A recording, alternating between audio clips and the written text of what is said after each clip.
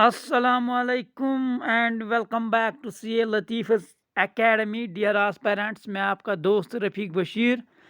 Lecture 18 on finance account assistant जो syllabus है statistics का उसमें से।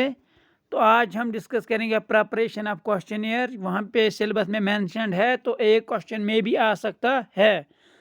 तो अगर आपको PDF चाहिए आप @CA लतीफ़ की जो टेलीग्राम चैनल है वहाँ ज्वाइन कर सकते हैं, जहाँ आपको हर एक लेक्चर पे PDF मिलती है।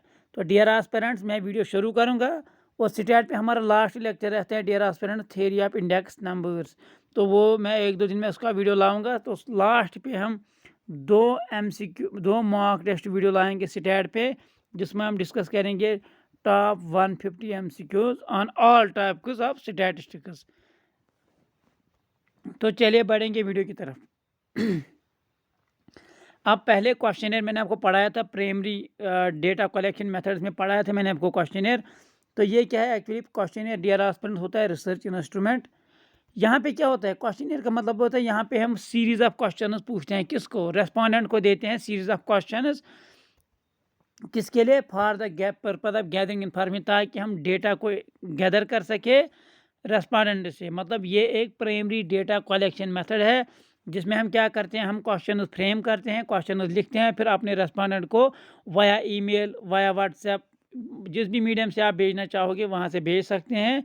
बट इसमें इम्पॉर्टेंट ये होता है कि जिस रेस्पोंडेंट को आप भेजना चाहते हैं वो रेडी होना चाहिए।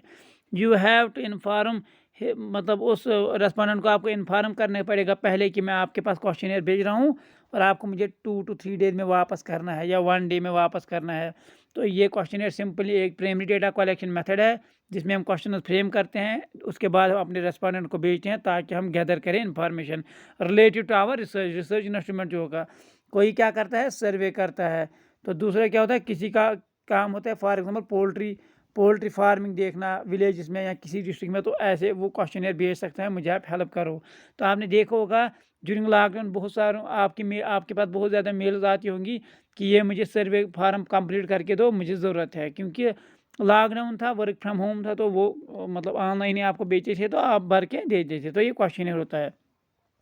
क्वेश्चनर को इन्वेंट किसने किया है डियर एस्पिरेंट्स, ये आपको याद रखना है, statistical society of London in 1838। London के स्टैटिस्टिकल सोसाइटी ने क्वेश्चनर को इन्वेंट किया है, ये भी आपको याद रखना है।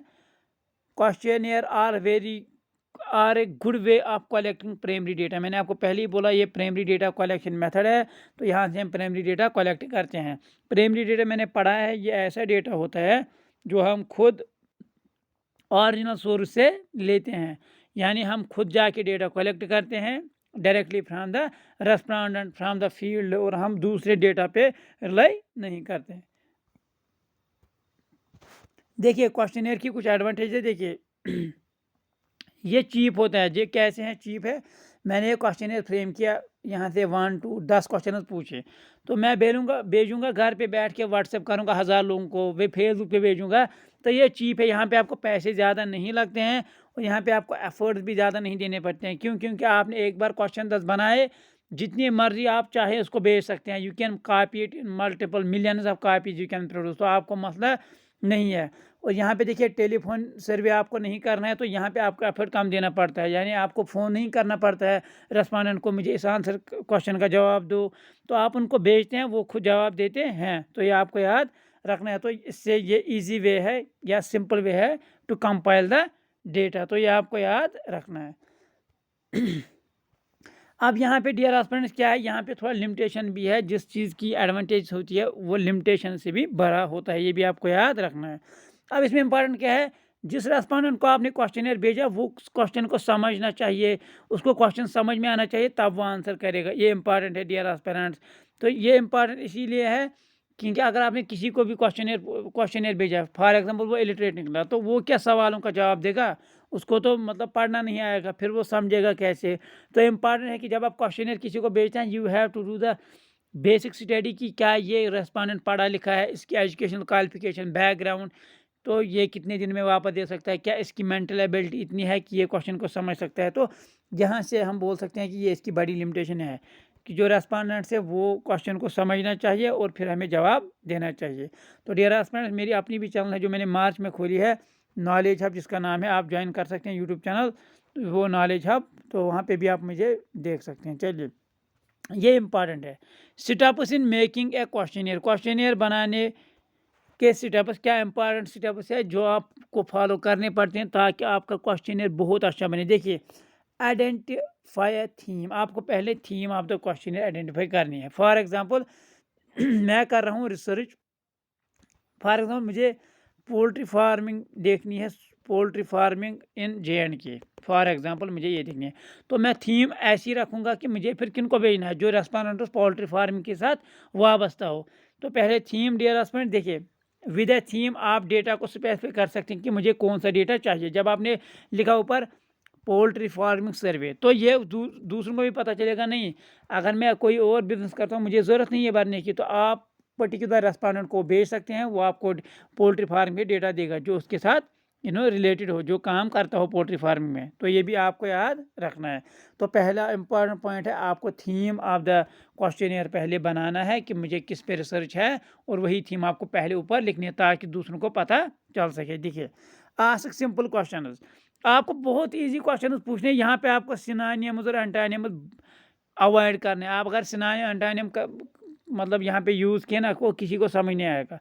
सिंपल लैंग्वेज, सिंपल क्वेश्चन, यहाँ पे आपको टिपिकल क्वेश्चन नहीं पूछने हैं, तो आप नहीं पूछोगे मतलब वो क्वेश्चन जो कि रेस्पोंडेंट को समझ नहीं आएंगे। ये इंपॉर्टेंट पॉइंट दूसरा कि आपको सिंपल क्वेश्चन पूछने हैं। देखिए,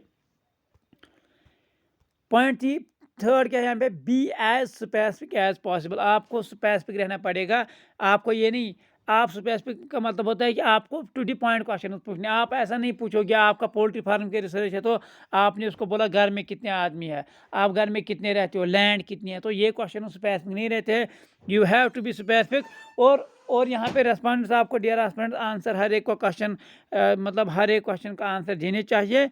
तो ये आपको याद रखना है, और वो जब आप उसको क्वेश्चन भेजोगे वो उसको समझ के आपको आंसर देना चाहिए। तो you have to be specific, don't divert from the topic, आपको वही क्वेश्चन पूछने हैं जो कि आपको आपके रिसर्च के रिलेटेड है, ये आपको याद रखना है। चलिए बढ़ेंगे नेक्स्ट पार्ट की तरफ। Ask the same question in different ways, ये इंपॉर्टेंट। देखिए क्यों, आपको एक क्वेश्चन को 2-3 तरीकों में पूछना जरूरी है। क्यों? क्योंकि क्या पता आपका जो रेस्पोंडेंट है वो आपसे बोलते हैं ना छुटकारा पाने के लिए गलत जवाब देता हो, मे बी। तो जब आप उसको 2-3 क्वेश्चन, एक ही क्वेश्चन 2-3 बार 2-3 लैंग्वेज में लिखते हैं या 2-3 वेज में लिखते हैं, तो वो फिर आंसर देगा और आप ऐसे जज कर सकते हैं, नहीं मेरा रेस्पोंडेंट तो ठीक जवाब दे रहा है। वरना कोई रेस्पोंडेंट ऐसा होगा वो बोलेगा इसका रिसर्च खराब करने के लिए मैं कुछ भी आंसर दे दूं, मतलब विदाउट इंटरेस्ट। यहाँ पे लिखा है, dear respondents, there is always a chance that your respondent may be answering the questionnaire absent mindedly. देखिए, वो एब्सेंट माइंडली कुछ भी जवाब लिखता है, इसलिए आपको सेम क्वेश्चन को डिफरेंट वे में पूछना है ताकि आपको पता चले मेरा रेस्पोंडेंट क्या एक्टिव है, इंटरेस्टेड है, क्या ये सही आंसर दे रहा है। देखिए, to assess the reliability of response, जो आपके रेस्पॉन्स दिया है, आपको इसी के लिए रिलायबिलिटी चेक करने के लिए आपको सेम क्वेश्चन डिफरेंट वे में पूछना पड़ेगा। तो ये इंपॉर्टेंट है। Choose the delivery method, delivery method आप किससे चूज करेंगे डियर रेस्पॉन्स। अगर आपको वाइडर ऑडियंस चाहिए तो आपको क्वेश्चन डिस्ट्रीब्यूट करना है through various social networking sites. For example आप करोगे FB पे, व्हाट्सएप पे, ये हम बोल सकते हैं इंस्टाग्राम पे, साथ साथ में ईमेल कर सकते हो। तो डिलीवरी मेथड इंपॉर्टेंट होता है क्वेश्चनियर में, आपको ये भी याद रखना है। Tips to make good questionnaire, यहाँ पे आप गुड क्वेश्चनियर बना कैसे सकते हो, ये आपके लिए याद रखना है। देखिए, प्रोवाइड इंस्ट्रक्शंस, आपको पहले ही रेस्पोंडेंट्स को बताना है क्वेश्चनियर आपको आंसर करना कैसे है। फॉर एग्जांपल आप 2 ही लाइनें छोड़ोगे, आप उसको बोलोगे आपको 2 लाइन्स में आंसर देना है। वो ये नहीं कि वो 10 लाइन्स में आंसर लिखता जाए तो आपके लिए हेक्टिक हो जाए। तो प्रोवाइड इंस्ट्रक्शंस, पहले आपको रेस्पोंडेंट को बोलना है, डियर रेस्पोंडेंट, मैं आपके पास क्वेश्चनियर भेज रहा हूँ, प्लीज़ आप आंसर करना टू द पॉइंट, स्पेसिफिक, जितना स्पेस है उतने में ही आंसर देना। तो ये इंपॉर्टेंट है, और इनको आपको अलो करना चाहिए ताकि आप लोगों को कांटेक्ट कर सके कंसर्न्स और क्लैरिफिकेशन के लिए। यानी आप अपना नंबर भी दे सकते हैं वहाँ पे ताकि ये क्लैरिफिकेशन और कंसर्न्स के लिए आपसे बात कर सके। ये इंपॉर्टेंट है। यूज़ सिंपल लैंग्वेज, तो इम्पॉर्टेंट है कि आपको बहुत ईजी लैंग्वेज यूज़ करनी है ताकि रेस्पोंडेंट्स को समझ में आ जाए, क्योंकि कोई respondent for example urban area से है, कोई रूरल एरिया से है, तो रूरल एरियाज में यूजुअली उतना एक्सपोजर नहीं होता है लैंग्वेज का जितना अर्बन एरियाज में है। या मे भी मतलब अर्बन एरियाज में भी कोई इलिटरेट रेस्पोंडेंट है आपका या कम पढ़ा लिखा है, तो आपको सिंपल लैंग्वेज यूज़ करनी पड़ेगी और आपको क्वेश्चन रिलेवेंट रखने पड़ेंगे, जो मैंने अभी बोला आपको बी स्पेसिफिक एज पॉसिबल, आपको डाइवर्ट नहीं होना है। लिमिट द पॉसिबल चॉइसेस, तो ये इंपॉर्टेंट है, आपको चॉइसेस को मतलब लिमिट करना है, आपको ज़्यादा क्वेश्चन नहीं लिखने हैं। यही मैं बता रहा हूँ यहाँ पे, इसका मतलब होता है कि आपको ज़्यादा क्वेश्चन बनाने की ज़रूरत नहीं है, जितने आपके काम के लिए ज़रूरत है आप उतने पूछो। फॉर एग्जाम्पल अगर आपको 10 क्वेश्चन पूछने 10 ही पूछिए, ये नहीं कि आप 15 क्वेश्चन पूछने लगेंगे या 20 क्वेश्चन पूछने लगेंगे, तो रेस्पोंडेंट से इरिटेट हो सकता है। देखिए, अगर आपने ज़्यादा क्वेश्चन पूछे तो रेस्पोंडेंट्स क्या करेंगे, वो respondents may find it difficult to evaluate each, वो हर एक क्वेश्चन को आंसर नहीं दे पाएंगे, तो आपको लिमिट द पॉसिबल चॉइस करना पड़ेगा। Arrange it in a logical order, आपको एक ऑर्डर यानी सॉर्टिंग, लॉजिकल ऑर्डर का मतलब होता है डियर स्टूडेंट सॉर्टिंग करना, आपको क्वेश्चन की सॉर्टिंग करनी पड़ेगी। मतलब आपको बोलते हैं ना इंटरलिंक्ड क्वेश्चन पूछने पड़ेंगे, पहला क्वेश्चन पूछो ऐसा जो दूसरे के लिए बेस बने, तो ऐसे आपके लिए क्वेश्चन पूछना इंपॉर्टेंट होता है, आपको लॉजिकल ऑर्डर में सॉर्टिंग करनी पड़ेगी। कीप इट शॉर्ट, आपको क्वेश्चनर बहुत शॉर्ट रखना पड़ेगा। अगर आपने लेंथी क्वेश्चनर पूछे तो ये मैं बोल रहा हूँ कि रेस्पोंडेंट आपको आंसर नहीं देगा, वो आपसे छुटकारा पाने के लिए गलत आंसर दे सकता है, ये भी आपके लिए इम्पॉर्टेंट है। डू ए ट्रायल रन, ये ट्रायल रन, आपको ट्रायल रन करनी पड़ेगी।